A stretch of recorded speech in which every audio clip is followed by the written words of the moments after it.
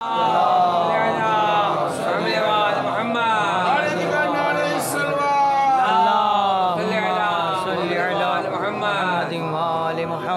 وعجل فرجهم.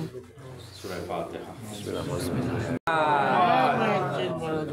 فاتحہ ہدیہ فرمائیے ماسٹر طارق حسین، تصدق فاطمہ، مقدس فاطمہ، مرزا اکبر حسین، شاہد بانو، سکینہ کنیز فاطمہ، ظاہر حسین، باقر علی خان، محمد حسین، سید عمران رضا زیدی قبلہ، ابن سید صابر حسین زیدی، سید اختر نقوی، ابن سید مرتضی نقوی، شہدائے ملت جعفری اور اپنے تمام بسم اللہ.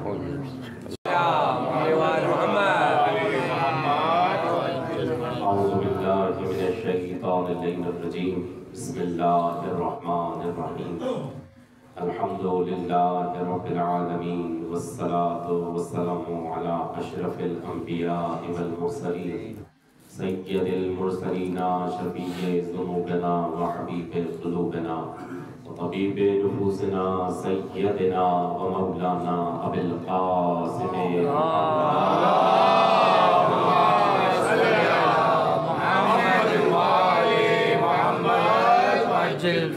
والصلاة والسلام على دعوة النبوية والصالة الحيدرية سبحان اللہ الفاطمية والحلم الحسنية سبحان اللہ سبحان اللہ والعبادة السجادية والمقاصر الباقرية والآثار الجعفرية والعلوم الكاظمية والحجج الرزبية وجود التقوية والنقاوة النقوية والغيبة العسكرية والغيبة المولانا صاحب العصر والزمان محمد وآل محمد وعجل فرجهم. أما بعد فقد قال أمير المؤمنين علي بن أبي طالب عليه الصلاة والسلام: الحكمة طاقة المؤمن فخذ الحكمة ولو من أهل النفاق. صلوات. اللهم صل على محمد وآل محمد وعجل فرجهم. ایک اور صلوات. اللهم صل على محمد وآل محمد وعجل فرجهم. اولاً تمام تر تعریف اس خالق کائنات کی کہ جس نے کائنات کو تخلیق فرمایا. بے شک. یا اس طرح کہوں کہ تمام تر تعریف اس خالق کائنات کی کہ جس کے قبضہ قدرت میں نظام قدرت ہے. بے شک بے شک. یوں تو اس کے بے پناہ احسانات ہیں، توجہ میری طرف رہے. یوں تو پروردگار عالم کے بشر عالم بشریت میں جب بات کرتے ہیں تو بہت زیادہ احسانات ہیں، اور ہمارے اوپر تو یوں احسانات ہیں کہ اس نے ہمیں ولایت لی.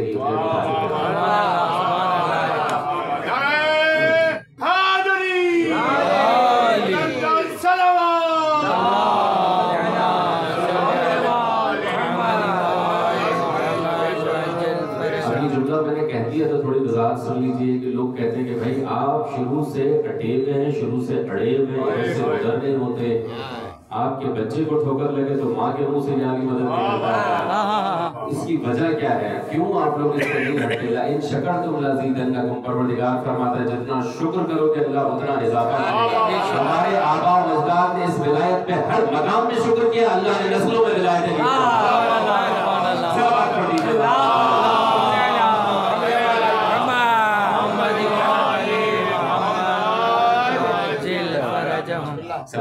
لا صلی علی محمد وآل محمد وعجل فرجهم.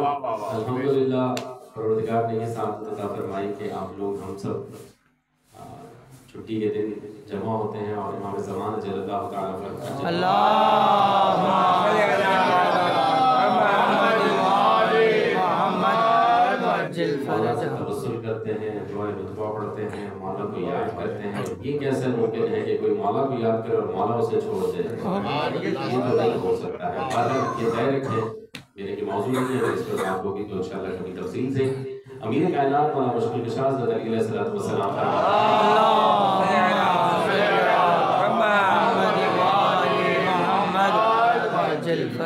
مولانا فرماتے ہیں الحکمت زادۃ المومن فخذ الحکمہ ولو من اہل الشفاعۃ. مسئلہ یہ ہے کہ اس کا وقت ہے اور انتہائی اختصار کے ساتھ کوشش کروں گا کہ زیادہ مطالب مختصر وقت میں آپ کے خدمت میں پیش کر سکوں۔ امیر کائنات فرماتے ہیں کہ حکمت مومن کی گمشدہ شے ہے، ذالت المومن یا میراث کہہ لیں، کچھ بھی کہہ لیں، حکمت جو ہے وہ مومن کی گمشدہ شے ہے۔ فخذ الحکمہ، حکمت کو لے لیجیے، ولو من اہل النفاق، کتنا آسان سا جملہ ہے کہ حکمت مومن کی گمشدہ شے ہے، اسے لے لیجیے چاہے آپ کو منافقوں سے کیوں نہ لینا پڑے۔ سبحان اللہ۔ مومن جو ہوگا وہ حکمت کی تلاش میں ہوگا، چاہے منافق سے کیوں نہ لی جائے۔ جسے نہیں لینی ہوگی وہ سوال کرے گا حکمت کا منافق کے پاس کیا تعلق ہے، وہ منافق کے پاس کیا کر رہی ہے۔ اب یہ بعد میں کہیے گا کہ منافق کے پاس ہوگی یا نہیں ہوگی، پہلے یہ دیکھیے کہ فرمایا کس نے ہے۔ کیا بات ہے، کہہ دیا تو منافق کے پاس سے لے لو تو یقیناً اس کے پاس ہوگا۔ کسی نے منافق کیسے آئے جو اس دروازے پر آئے، سبحان اللہ۔ اور بڑے بڑے نام نہاد حکیم بن گئے، بڑے بڑے حکیم بنے تو لیا تو اسی در سے تھا، حکمت لے لی دروازہ نہیں پہچان پائے۔ بہت سے لوگ کون سی مثالیں، اب یہ حکمت ملے گی کہاں پر، کس کے دروازے پہ جائیں، کون ہے ایسا حکیم جو ہمیں حکمت دے۔ اب آئیے ڈھونڈیے، یہ تو طے ہے کہ پیغمبر اکرم صلی اللہ علیہ وآلہ وسلم محمد وآل محمد وجل فرجہ کے لیے رحمت بنا کر بھیجا کہ ان کی ذات کی تو کسی کو کوئی اختلاف ہی نہیں، کوئی کنٹروورسی نہیں تھی۔ اب جب چلے گئے تو پھر حکمت کہاں سے ملی۔ اب ڈھونڈیے تاریخ میں سے حکیم، ایسا حکیم جو خود بھی حکیم ہو اور دوسروں کو حکیم بنانے کی صلاحیت بھی رکھتا ہے۔ ہم نے تاریخ اٹھا کر دیکھی، ایک حکیم ایسا ملا جو ممبر پر بیٹھا، بیٹھتے سے ہی کہنے لگا جب تک میں سیدھا چلوں، جب تک میں سیدھا چلوں میرے ساتھ چلنا، اگر میں ادھر ادھر ہو جاؤں تو مجھے سیدھا کر دینا۔ تو بھائی یہ حکیم تاریخ کو مبارک ہو، آپ اس کو کیوں نہ تھامیں جو آپ کو سیدھا کر رہا ہے، آپ اس کی تلاش میں بنا جائیں۔ پھر حکیم نہیں ملا، تھوڑا تاریخ آگے بڑھی، آگے چلے، ایک اور شخص آ کر اسی مسند پر اسی جگہ پر بیٹھا اور آگے سے دعویٰ کرنے لگا کہ بھائی جو ہوں وہ میں ہوں، اور میں نے تو بڑی بڑی جگہیں، بڑی بڑی فتوحات میرے حصے میں لکھی گئی ہیں، لیکن جب مشکل پڑی تو کہنے لگا اے حکیم اگر آپ نہ ہوتے سبحان اللہ، سبحان اللہ، تو میں ہلاک ہو جاتا۔ تو بھائی ایسا حکیم بھی نہیں چاہیے، ہمیں حکمت کی تلاش ہے۔ اب تاریخ آگے بڑھی، ایک اور آ کر بیٹھا کہنے لگا کہ جتنا مال ہمارے پاس ہے اتنا کسی کے پاس نہیں، جتنی سخاوت ہمارے پاس ہے اتنی کسی کے پاس نہیں، یا یوں کہوں جتنے غنی ہم ہیں اتنا کوئی نہیں، لیکن جب سخاوت چیک کی تو صرف اپنوں کو دیتے رہے۔ بھئی ایسا حکیم بھی نہیں چاہیے، کوئی ایسا ہو جو اللہ تک پہنچائے، وہ حکیم ہے جو اللہ تک پہنچائے گا۔ اللہ نور ہے، اس کے راستے پر لے کے چلنے والا نور ہونا چاہیے۔ اب وہ کون نور ہے؟ آئیے پیغمبر اکرم صلی اللہ علیہ وسلم کے بارے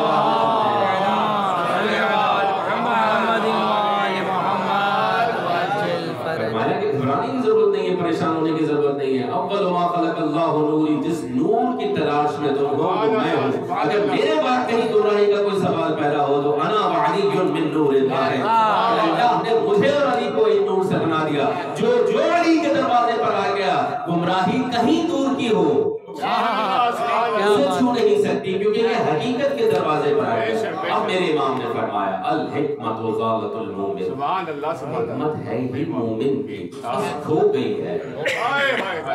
اچھا چلیں ایک نسخہ بتا دیتا ہوں، جب کسی کی کوئی چیز کھو جائے، مومن ایسا ہوتا ہے ہماری چیزیں کھو جاتی ہیں۔ مثال کے طور پر میں نے ایک انگوٹھی اتار کے رکھی ہے اور مجھے نہیں مل رہی، نسخہ بتا رہا ہوں کام آئے، نہیں مل رہی، مثال ایک انگوٹھی میں نے کہیں رکھی اور مجھے نہیں مل رہی تو میں کیا کروں، بہت جگہ ڈھونڈا نہیں ملی۔ علماء فرماتے ہیں جب کوئی چیز کھو جائے تو ناد علی کا ورد کرو۔ سبحان اللہ، سبحان اللہ، سبحان اللہ۔ میں بیان نہیں کر پایا، ناد علی کا ورد کرو تو شاید تمہیں مل جائے گا۔ تو جسے حکمت کی تلاش ہو وہ بغیر ناد علی کے کیسے حکیم بن جائے؟ سبحان اللہ، سبحان اللہ، سبحان اللہ۔ مولا کائنات سے توسل کیجئے۔ ایسے بہت سے لوگ آئے جنہوں نے حکمت کو چرا لیا اور پھر اس کے بعد کہنے لگے کہ حکیم ہم سا کون ہوگا۔ بہت سے لوگ آئے، اگر واقعی کچھ کرنا ہے، کوئی تحقیق کرنی ہے تو امام جعفر صادق علیہ السلام،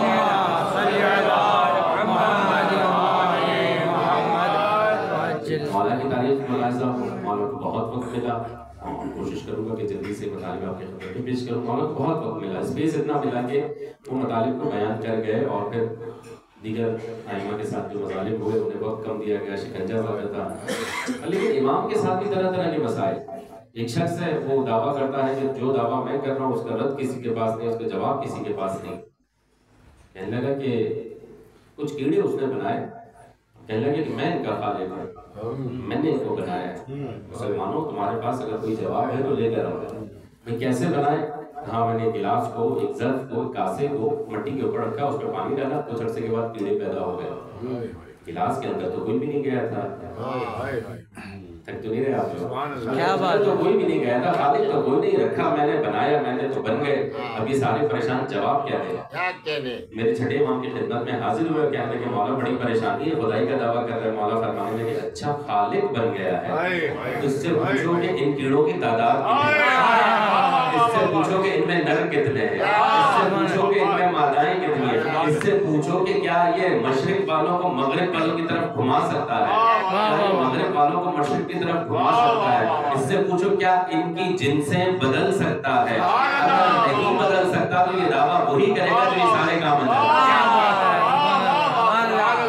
بہت سے لوگ ہیں جو حکمت کی دعوت کرنے لگے، حکمت کی باتیں کرنے لگے کہ ہم بہت زیادہ جانتے ہیں. دیکھیے یہ دروازہ ہے اور خدا یہی دروازہ ہے، اس کو پہچانیے. ایک شخص آیا ہے امام جعفر صادق علیہ السلام،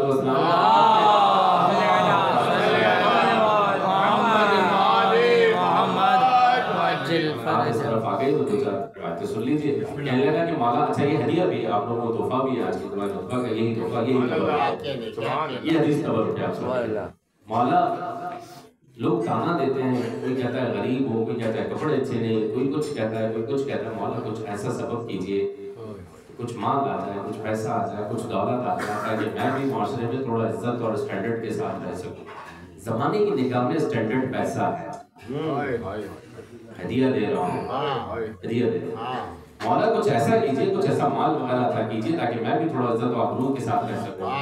ایک دفعہ مسکرا کر دیکھا، فرمایا کہ ہم سے محبت کرتے ہو؟ فرمایا کتنی محبت کر سکتے ہو؟ مولا کوئی حد نہیں ہے. پوچھا ہماری محبت میں کیا کر سکتے ہو؟ کہنے لگا ابن رسول اللہ آپ کے لیے اپنی جان قربان کر سکتا ہوں. دیکھیں انسان کے لیے زندگی میں سب سے بڑھ کر جو چیز ہے اپنی جان ہوتی ہے، اس کے بعد باقی ساری چیزیں مال عیال سب بعد میں آئے، سب سے پہلے اپنی جان. کہنے لگا مولا میں اپنی جان قربان کر سکتا ہوں. مولا فرمایا اتنی دولت کے بعد بھی کسی اور مال کی ضرورت ہے؟ سبحان اللہ، سبحان اللہ. ہمارے دل میں ہماری محبت ہے، اس کے بعد بھی کسی مال کی ضرورت ہے. ایک صلوات پڑھ دیجیے.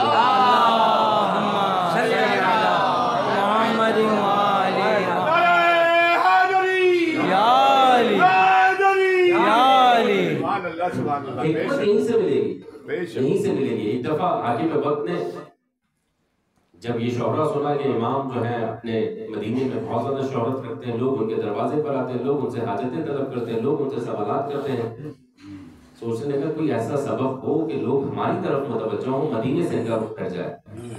شام میں دربار لگا اور دربار سجنے کے بعد ایک شخص کو بلایا جس کا نام نعمان بن ثابت تھا. کہا کہ کچھ ایسے سوالات تیار کرو کہ ہم جعفر صادق کو بلائیں اور یہاں ان کی توہین اور لوگ ان سے منحرف ہو جائیں. اب یہ کیسے بتائے کہ جس کے لیے آپ سوال تیار کر رہے ہیں میری زندگی ان کی شاگردی میں گزری ہے. یہ وہ شخص ہے لولا سنتان لہلک نعمان، اگر یہ 2 سال امام کی شاگردی میں نہیں گزارتا تو نعمان ہلاک ہو جاتا. آگے چل کے جو ایک مکتب کا امام بنا، حنفی امام اعظم ابو حنیفہ، اس سے کہا کہ سوالات تیار کرو اور جو تمہیں چاہیے اتنا مال دیں گے کہ تمہاری نسلیں ہیں. یہ تاریخ میں بہت اختصار کے ساتھ بتا رہا ہوں. ابھی سارے معاہدے طے ہو گئے اور پھر اس نے کہا کہ ٹھیک ہے اگر ایسا ہے تو پھر ٹھیک ہے. 40 سوال تیار کیے اس نے. امام کو لایا گیا، امام مدینے سے پہنچے اور دربار میں پہنچے. ایک طرف مسند میں میرے چھٹے امام کو بٹھایا گیا، ایک طرف مسند پہ وقتی امام کو بٹھایا گیا. اور جب یہ آمنے سامنے بیٹھے تو تعارف ہوا کہ یہ ہمارے بہت بڑے عالم ہیں اور ان کا نام نعمان بن ثابت ہے. امام نے اتنا بڑا تعارف سننے کے بعد فرمایا کہ ہم انہیں جانتے ہیں. یہ نہیں کہا کہ یہ میرے شاگرد ہیں. سبحان اللہ. عزت دینا دیکھیں کسی کو جو اپنے دشمنوں کو اتنی عزت دیتے ہیں، ان کو کتنا وقار دیتے ہیں. سبحان اللہ. کہتے ہیں کہ ان کے دل پر آ جائے یہ راتوں رات ہور بنا دیتے ہیں. سبحان اللہ، سبحان اللہ. دروازے پر آئیے تو صحیح عقیدت کے ساتھ آئیے. اب شروع ہوا. اس نے پہلا سوال کیا کہ بتائیے کہ مردار اور ذبیح میں کیا فرق ہے؟ وہ بھی مر گیا، یہ بھی مر گیا. جانور ذبح ہوتا ہے، جانور خود بخود مر گیا، اسے مردار کہتے ہیں. فرمایا کہ خون کا فرق ہے. یہ کیسا فرق ہوا خون کا؟ وہ بھی مر گیا، اس کی جان بھی نکل گئی. فرمایا کہ اس کو جس کو ذبح کرتے اس کا خون باہر نکلتا ہے، جو مردار ہے مر گیا اس کا خون اندر رہ جاتا ہے، اس لیے اسے کھانا حرام ہے اور اسے کھانا حلال ہے. کہ اگر خون کا فرق ہے تو اللہ تعالیٰ خون کو حلال کر دیتا، غریبوں کا بھلا ہو جاتا، راستے میں کوئی جانور پڑا ہوا ہے تو غریب اٹھا کے کھا لیتے.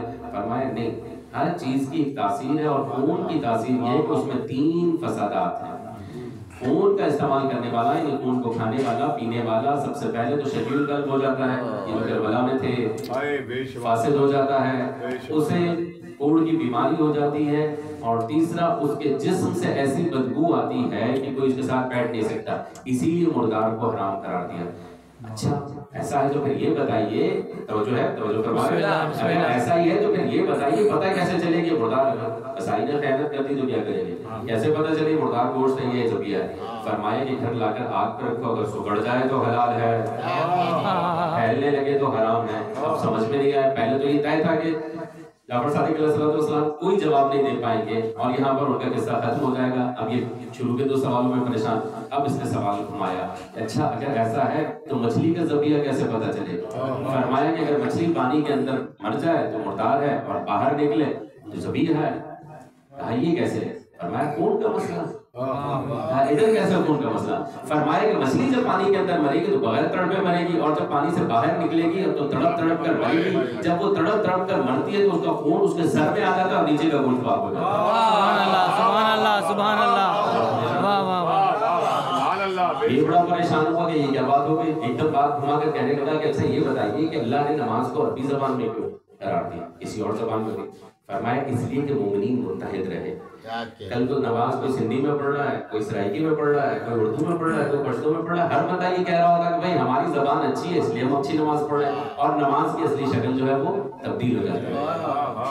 جب ہم کہنے لگا اچھا اگر ایسا ہے تو بتائیے کہ اللہ ہر جگہ نہیں ہے، یہ تک تو نہیں ہے بیٹھے بہت جلدی بھائی کہنے لگا کہ مولا ہم کہنے لگا پھر آپ یہ بتائیے کہ کیا اللہ ہر جگہ نہیں ہے؟ اللہ ہر جگہ ہے. کہا پھر کعبے کو کیوں بنایا؟ کہا اس لیے تاکہ سارے متحد ہو جائیں کہ اللہ کی طرف جانا ہے تو اسی طرف. سبحان اللہ. اچھا اگر ایسا ہے تو پھر یہ بتائیے کہ اللہ تعالیٰ نے جب انسان کے مرنے کا وقت مقرر کیا تو سب کے مرنے کا ایک وقت کیوں نہیں؟ یہ سارے ایک ہی وقت میں کیوں نہیں مرتے؟ مثال کے طور پہ سارے 70 سال کی عمر میں مر جائیں، سارے ایک ہی بیماری سے مر جائیں، سب کو ایک ہی پریشانی ہو. فرمایا اگر ایسا ہو جاتا تو امت کمال سے رہ جاتی. اس میں کیا کمال ہے؟ جب سب کو پتا ہے 70 سال کی عمر میں مر جائیں گے، فلاں بیماری سے مر جائیں گے، تو اللہ کو کون یاد کرے گا؟ کون بنائے گا؟ معاشرہ کون بنائے گا؟ اللہ یہ چاہتا ہے کہ امت کمال پہ رہے، اس لیے کسی کو کچھ بتایا نہیں کہ ہر بندہ تیار رہے گا تھوڑی دیر کے بعد مرنے والا. موت کردار بناتی. تو یہ کہنے لگا اچھا اگر ایسا ہے تو پھر یہ بتائیے کہ لوگ جب جنت میں جائیں گے اور کچھ رشتہ دار بیوی بچے جہنم میں چلے گئے، توجہ رکھیے گا، تو ایسی جنت کا کیا فائدہ کہ انسان تڑپتا رہے وہاں پر، اس کے لیے جہنم بن جائے گی، بیوی ادھر ہے، بچے ادھر ہے، ماں ادھر ہے، اور میں جنت میں مزے کر رہا ہوں، دل چاہ رہا جہنم میں جا کر رشتہ داروں سے ملنے کا اور مل نہیں پا رہا ہوں. فرمایا نہیں ایسا نہیں. کیسا ہے؟ کہا جو جنت میں جائے گا وہ اللہ کے لیے جائے گا، جسے اللہ سمجھ میں آ گیا اسے اللہ کے نافرمان اچھے نہیں لگتے. سبحان اللہ سبحان اللہ، کیا بات ہے. پھر دل نہیں چاہے گا رشتہ داروں سے ملنے کا. ابھی اور پریشان ہوا کہ ہر سوال کا جواب فوراً آ رہا ہے. کہنے لگا اچھا یہ بتائیے کہ آپ کے چاہنے والے عمل میں سست کیوں ہیں؟ چھٹے امام سے سوال کیا آپ کے چاہنے والے عمل میں سست کیوں ہیں؟ آپ کے چاہنے والے بر وقت عمل نہیں کرتے اور کوتاہی کر جاتے ہیں، جبکہ آپ کے جو آپ کو پسند نہیں کرتے یا آپ کی امامت کے قائل نہیں ہیں وہ تو عمل میں بڑے پکے. جواب سنیے میرے مولا کا. فرمایا کہ شیطان نے دونوں کا امتحان لیا. ہمارے چاہنے والوں کا عقیدے سے امتحان لیا، دیکھا کہ عقیدے سے ہٹنے والے نہیں ہیں. کیا بات ہے، واہ واہ واہ، سبحان اللہ سبحان اللہ سبحان اللہ. یہ میرے مولا کا جواب ہے، میرا نہیں ہے. فرمایا کہ عقیدے سے امتحان لیا کہ عقیدے سے تو ہٹنے والے نہیں ہیں. دنیا دشمن بن جائے سینے پہ ہاتھ مارنا نہیں چھوڑیں گے. جو بندہ اپنے آپ کو مارتے ہوئے حسین کو یاد کرتے ہوئے اپنے آپ کو نہیں چھوڑ رہا. کیا بات ہے، واہ واہ واہ واہ. ہمارے چاہنے والوں سے جب عقیدے کا امتحان لیا اس نتیجے پہ پہنچا کہ ان کا عقیدہ تبدیل نہیں ہوا، ان کے عمل میں آ گیا تھوڑی سی سستی ہونے لگی، کوتاہی ہونے لگی. اور دوسروں سے جب عقیدے کا امتحان لیا کہا یہی فیل ہو گئے، عمل کی مرضی ساری رات کرتے رہو، قبول ہونے والا تو ہے.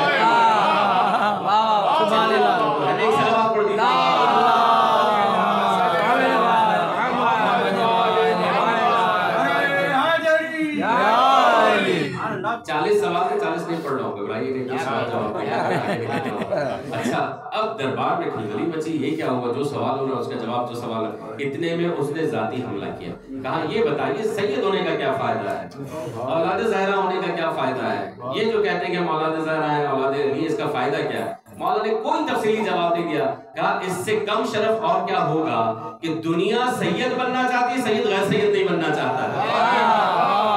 वो जो जुमेरात को पैदा वो भी कहेगा मैं सैयद हूँ। शरफ के लिए इतना काफी है कि हर शख्स ये चाहता है कि मैं सैयद बन जाऊँ।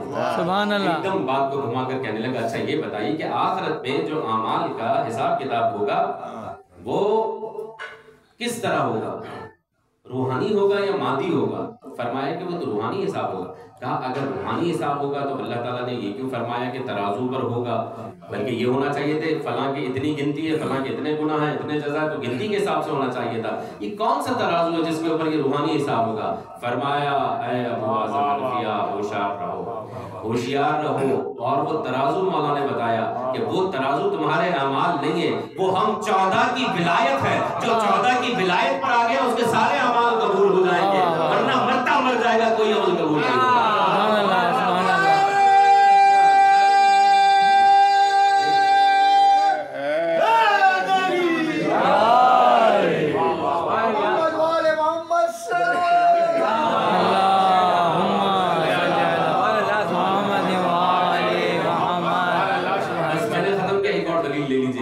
एक शख्स आया बसरे से, कहने लगा कि भाई इमाम जाफर सादिक क्या जानते हैं जो मैं जानता हूँ, कुरान का जो मैं जानता हूँ। ये दलील दे रहा हूँ, इसी वाक़ये के ऊपर एक और दलील दे रहा हूँ, उसके बाद दुआ लूंगा आपसे। कहा कि वो क्या जानते हैं जो मैं जानता हूँ।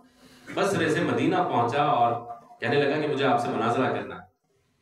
यहाँ जाओ, अपना वक्त बचाओ, हमारा वक्त भी बचाओ, इज्जत इसी में, आफियत इसी में, खामोशी से चले जाओ, हम किसी को नहीं बताएंगे क्या हुआ।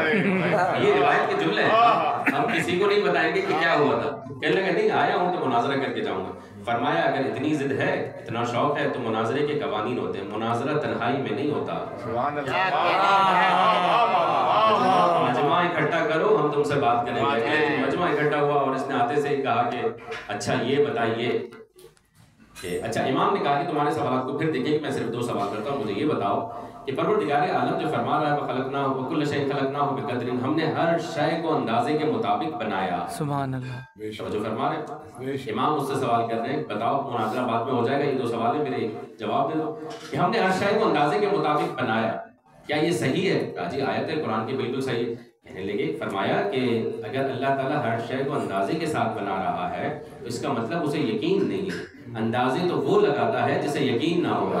मिसाल के तौर पर हम गोश्त लेने जाते हैं, अंदाजन कहा जाता है तकरीबन 2 किलो, तकरीबन वो कहेगा जिसे यकीन ना हो। अल्लाह अंदाजों में क्यों बात कर रहा है। ये बड़ा परेशान हुआ इमाम ने जब देखा, इसका चेहरा बिल्कुल उतर गया, एकदम सवाल घुमाया और फरमाया कि बताओ ये जो आयत है, बस अलमन अरसलना मिन क़ब्लिक मिन रसूलिना, उन रसूलों से पूछो जिन्हें हमने तुमसे पहले पूछा, बताओ ये आयत मक्की है या मदनी है। बड़े इत्मीनान के साथ कहने लगा जी ये मक्की आयत है। फरमाया अच्छा, इसका तर्जुमा ये है कि तुमसे पहले जिन रसूलों को भेजा उनसे पूछो। अगर ये आयत मक्की है तो ये बताओ मक्के में रसूल अल्लाह से पहले और कितने रसूल थे। जिनसे पूछे भाई हो गई मजलिस, थोड़ा सा रसूल से पहले और कितने रसूल थे जो कहा गया जाओ उनसे जाकर पूछो। अब ये परेशान हुआ, कहने लगा कि आप बताइए ये आयत कहाँ की। फरमाया न मक्की है न मदनी है। हो गई मजलिस, ये दलील दे रहा हूं, हो गई। कहा न मक्की है न मदनी है। फिर कहा कि फरमाया कि आयत मेराज की है। जब रसूल मेराज पर पहुंचे तो अल्लाह ने पूछा बस अलमन अरसलना मिन क़ब्लिक मिन रसूलिना, इन रसूलों से पूछो जिन्हें हमने तुमसे पहले भेजा था, किस वजह से ये रसूल बने, किस वजह से ये नबी बने। अब रसूल ने सवाल किया, मेरे नबी ने सवाल किया कि तुम्हारी नबूवत का सबब क्या है। सारे अंबिया बाआवाज़ बुलंद एक ज़बान होकर कहने लगे उतीना नबुव्वा बिइक़रार नबुव्वत का व बिइक़रार विलायत का। अली इब्न अबी तालिब, हमें नबूवत, आपकी नबूवत के इक़रार के बाद, अली की विलायत के इक़रार के बाद मिली। तो जनाब अगर नबी अली की विलायत के इक़रार के बगैर नबी नहीं बन सकता तो ये उम्मती कैसे बन सकता है।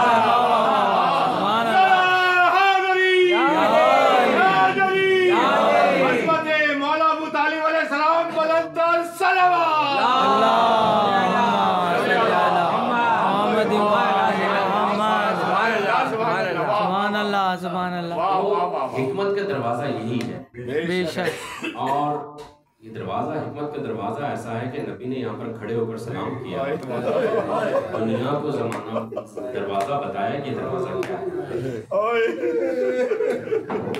اب یہ جملے آگے میری زبان پہ تو جملے اور سنیے۔ انبیاء کے اوپر، رسول خدا کے اوپر نماز شب واجب تھی، ہمارے اوپر واجب نہیں ہے، لیکن جب وہ نماز شب پڑھتے تھے، کیونکہ دروازے مسجدوں میں کھلتے تھے، تاریخ نے لکھا، روایت میں آپ کو حوالے کے ساتھ پیش کر دوں گا، رسول خدا نماز شب فاطمہ زہرا کے دروازے پہ کھڑے ہوئے۔ رسول خدا کو جناب زہرا سے بڑا پیار تھا اور بی بی فاطمہ کو جناب زینب سے بڑا پیار تھا۔ رسول خدا، بس ہو گئی مجلس، مجھے دو جملے کہنے دے دیجیے، اللہ تعالیٰ آپ کو کسی غم میں نہ رلائے۔ رسول خدا اکثر جناب زہرا کے رخسار پہ بوسے دیتے تھے اکثر، اور جناب فاطمہ اکثر بی بی زینب کے ہاتھوں پہ بوسے دیتے۔ میں اس کی وضاحت نہیں کر سکتا ہوں کہ رسول رخسار پہ بوسے کیوں لیتے تھے اور بی بی ہاتھوں پہ بوسے کیوں لیتے تھے۔ وہ تو جا کے تاریخ سے پوچھئے نا کہ اس مرہون کی تنخواہ میں اضافہ کیوں کیا گیا۔ وہ تو تاریخ سے پوچھئے نا کہ جب مولا علی گھر پر آتے تھے بی بی رخسار کیوں چھپا لیتے تھے۔ وہ تو تاریخ بتائے گی نا کہ حسن حسین کی موجودگی میں بی بی ایک رخسار چھپا لیتی تھی۔ بس حضرات ہو گئی مجلس، اللہ آپ کو کسی غم میں نہ رلائے۔ ایک ایسا آیا کہ آپ لے کر مولا کائنات کے دروازے پھر کبھی تفصیل سے پڑھوں گا، حضرات اللہ آپ کو کسی غم میں نہ رلائے۔ آگ لے کر جب دروازے میں پہنچے، جناب سیدہ نے کہا کہ فاطمہ اندر ہے، کہنے لگے ہونے دیجیے، اس کے بعد جو ہوا وہ نہیں پڑتا، لیکن جب مولا کائنات کو رسیوں میں جکڑ کر گھر سے مسجد جناب زہرا نے ایک سوال کیا کہ فضا مجھے یہ بتاؤ میرے امام کہاں ہیں؟ کہا بی بی انہیں تو لے کر گئے۔ میں نے ساری روایتیں چھوڑ دی، ایک دفعہ اپنی دستاویز اٹھائی اور ممبر کی طرف چلی۔ یہ وہ ممبر ہے جہاں پر بی بی آتی اور رسول اکرم ہوتے تو اٹھ جاتے۔ آج عجیب منظر تھا، ظالم سامنے بیٹھا ہے، بی بی کو یہ اٹھے گا اور سلام کرے گا، بی بی سامنے کھڑی ہے۔ اللہ تعالیٰ مسائل کا اس سے بڑا جملہ ہو نہیں سکتا۔ ممبر کے سامنے کھڑے ہو کر کہا خدا کی قسم فاطمہ جھوٹ نہیں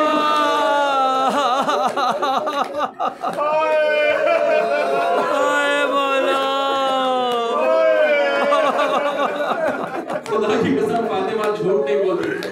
ساری روایتیں چھوڑ دی، انشاءاللہ موقع میں پڑھوں گا، لیکن تاریخ میں لکھا کچھ عجب نہیں کہ جناب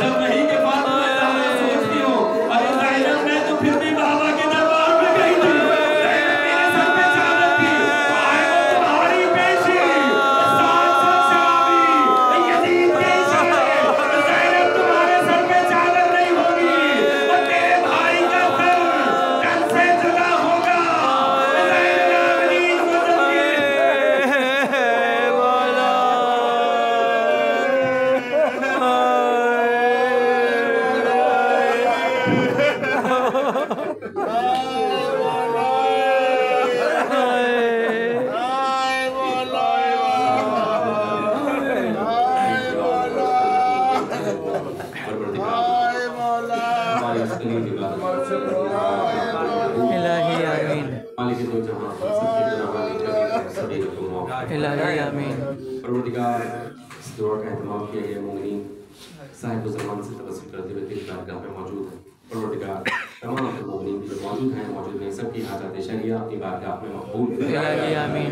پروردگار صاحب زمان کی روح میں تعجیل فرما۔ الہی آمین۔ آپ کے حقیقی آوان و انصار میں شامل فرما۔ الہی آمین۔ یہ مجلس کی توفیق خیر میں اضافہ فرما۔ الہی آمین۔ ان کے گھر پر اور ہم سب کے گھروں پر اپنے خاص رحمت برکت نازل فرما۔ الہی آمین۔ پروردگار دشمنوں کے شر سے محفوظ فرما، الہی آمین۔ بیماریوں سے محفوظ فرما، الہی آمین۔ بیماروں کو امام زین العابدین علیہ الصلوۃ والسلام کا واسطہ سے کاملہ معاجلہ، الہی آمین۔ بالخصوص سید سجاد حسنین اور تمام جملہ مومنین مومنات کے پروردگار بیمار امام کا واسطہ انہیں صحت کاملہ معاجلہ، الہی آمین۔ پروردگار بدھ روگیات کی توفیق عطا خیر میں اضافہ فرما۔ الہی آمین۔ پروردگار اس مسجد کو اپنی بارگاہ میں مقبول فرما۔ الہی آمین۔ ربنا تقبل منا انک انت السمیع الدعاء بحق زہرا و بہا و بالہا و بنیہا برحمتک یا ارحم الراحمین۔ اللهم صل على